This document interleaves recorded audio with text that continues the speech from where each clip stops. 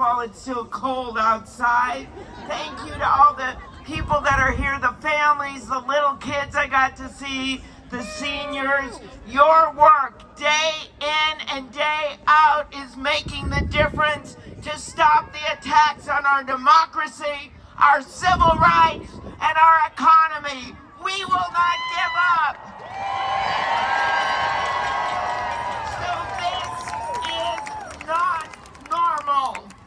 It is wrong. And I know how hard this can be, how dispiriting it can be.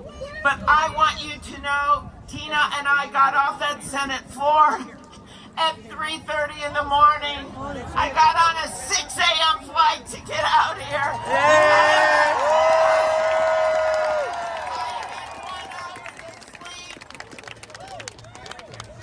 But I am here because I knew you would not give up, and we are not giving up. And you know what motivates me? What motivates me is when I see the mom with the Head Start kid that's out there with signs in the cold. What motivates me is all of you showing up at town hall meetings, even in small towns across Minnesota. What motivates me is when I see the senior citizen who lost his wife in January and spent hours and days trying to figure out the death benefits, had to drive 30 hours, had to go everywhere, went everywhere, called our office, showed up, finally got the help that he needed. He is not giving up, so we are not giving up. I think about the USAID workers who I talked to with Congresswoman Omar. I think about them, and I think about some of them were there as they took their life's work, the names of the building, USAID, off the wall. And they stood there, but they told us, and they've told Congresswoman McCollum, who's here with us as well, that we will not give up. We are in this. When you wake up every morning and you know you're on the side of good. We have a purpose, and we're going to win this one court case at a time, one march at a time, one fight at a time.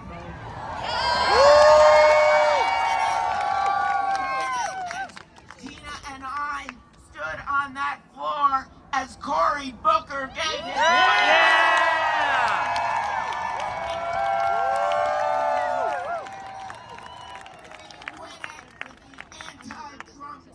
tax legislation that I led with Tim Kaine, and we peeled off 4 Republicans and passed the bill.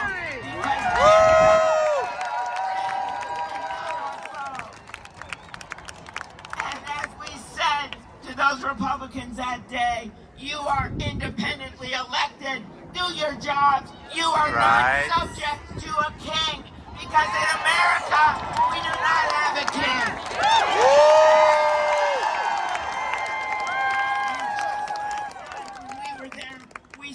To them on their extreme budget to give massive tax cuts to the ultra wealthy and pay for it by raising things on you, by taking away health care, by taking away Medicaid, by taking away economic security. People in our state should have their health care, and they should be allowed to retire with dignity. And in the end, the people will be with us.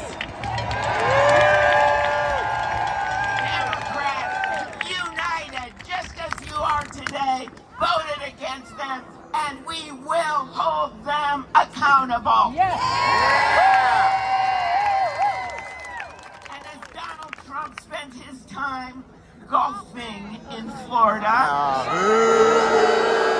as the economy tanks in what is a self-inflicted wound, and by the way, so what if Elon Musk loses billions of dollars? Or Wall Street traders lose millions of dollars? You know what? This isn't about Wall Street. This is about Main Street. And the people that are hurt the most by his tariff tax, it's all of you. It's the people of this country who are living on their savings. It's the people who live paycheck to paycheck. And this thing is going to be $4,000 in tax every year on the American family. That's what we're dealing with. And the Americans, whether they're Democrats, whether they are independents or non-MAGA Republicans, they are going to stand up and take this guy on. But they're not going to do it without you leading the way.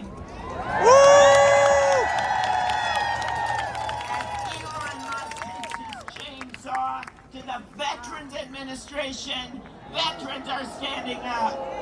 As Elon Musk takes his chainsaw to the Social Security Administration, seniors are standing up. As Elon Musk takes his chainsaw to the National Institute of Health, scientists and doctors and kids in cancer trials are standing up. That's how we win this. In the courts, Democratic attorney generals, including our own Keith Ellison,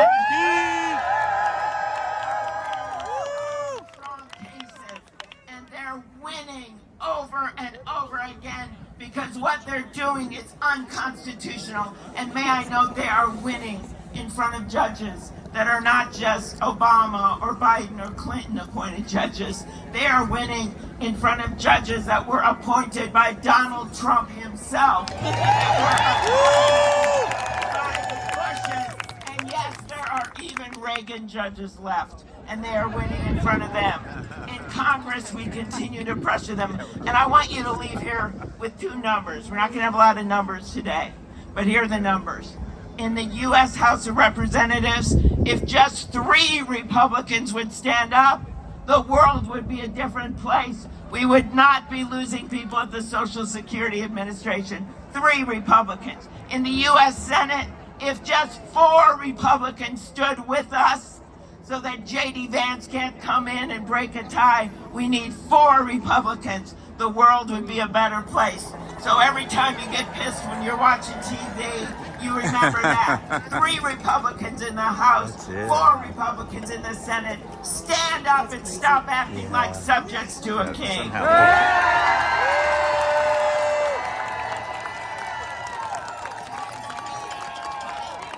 Administration, in the courts and in Congress, we know we have our constituents by our side.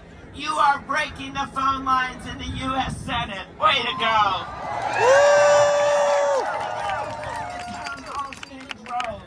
Even in places where Donald Trump won on election day. You are making fun of a needle in a liberal haystack. Social Security and VA benefits and give it to a bunch of $1 trillion tax cuts for Elon Musk and the billionaires. So we had a poll, just in case you think I'm being too positive about our possibilities. You don't have to look too far away. Then last Tuesday in Wisconsin.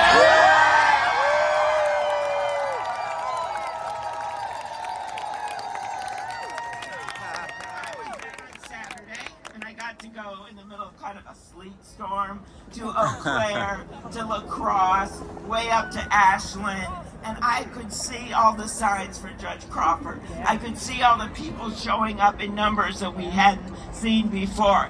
And I knew very well the next night Elon Musk was coming in. He was giving away those $1 million checks, remember? And all I had to give away was a bag of cheese curds. And on his ad, it was unbelievable. And in the end, what happened?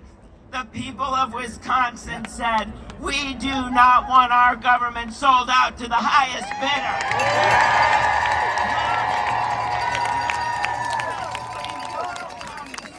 Over from 20 points. She won 10 counties in Wisconsin that Donald Trump had won. Wisconsin is not for sale.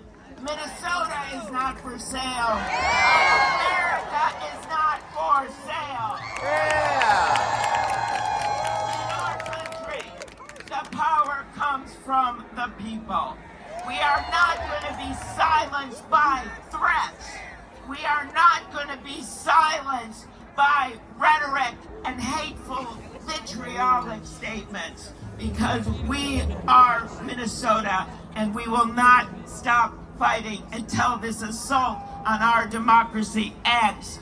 We need you. Let's go out there. Let's win this thing.